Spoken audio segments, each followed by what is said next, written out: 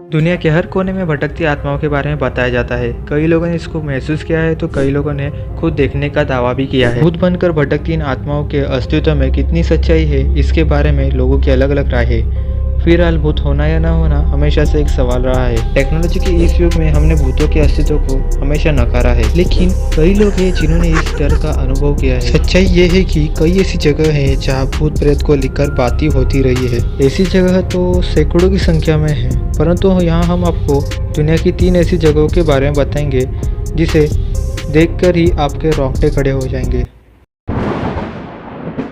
England की राजधानी London में स्थित 900 वर्ष पुराने टावर ऑफ लंदन का खूनी इतिहास रहा है। यही वजह है कि ये भटकती आत्माओं यानी भूतों का अड्डा बन चुका है। आज यही जगह इंग्लैंड के सबसे ज़्यादा चर्चित भूतहा जगहों में शामिल है। टावर ऑफ लंदन का निर्माण विलियम द्वारा 1078 ईयर में कराया गया था। इसके बाद से ये जगह इंग्लैंड के सत्ता संघर्ष का गवाह बनता रहा। इस सत्ता को जीतने के लिए यहाँ कत्लेआम हुए और साजिशें भी रची गई। माना जाता है कि इन कत्लेआमों और साजिशों के शिकार हुए लोगों की आत्माएं आज भी यहाँ भटकती हुई है।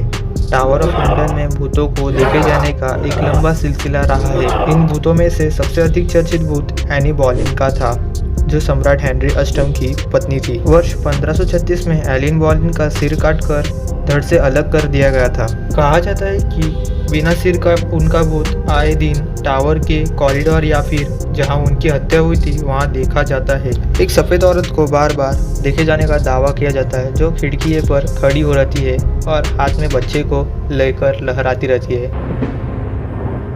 दुनिया में कई ऐसी भूतिया जगह है। ऐसी एक जगह इटली में है। इस पोविग्लिया आइलैंड को लोग मौत का आइलैंड भी कहते हैं। सरकार ने इस आइलैंड पर जाने पर बैन लगा चुकी है। यह आइलैंड इटली के शहर वेनिस और लीडो के बीच वेनेशियन बीच स्थित है। यहाँ जाने वाला कोई भी इंसान कभी वापस नहीं लौटता। यह आइलैंड श्रापित कैसे हुआ, बताया जाता है कि सालों पहले इटली में प्लेग की बीमारी फैल गई थी। सरकार के पास भी इस बीमारी का कोई इलाज नहीं था। बीमारी और न फैले इसलिए सरकार ने मरीजों को इस टापू पर लाकर जिंदा आग में जला दिया था। इस घटना के बाद काला बुखार यानी ब्लैक फीवर नाम की बीमारी फैली। इस बीमारी का कोई इलाज न होने की वजह से जो मौतें हुई, उन लाशों को भी इस मौत का टापू पर लाकर दफन कर दिया गया।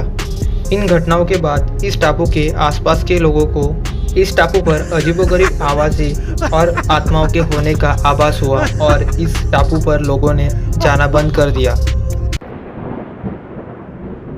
सिंगापुर में नॉर्थर्न रोड के किनारे बसे चंगी गांव में वर्ष 1930 में एक अस्पताल को बनाया गया था। गांव के नाम पर इस अस्पताल का नाम चंगी अस्पताल रखा गया।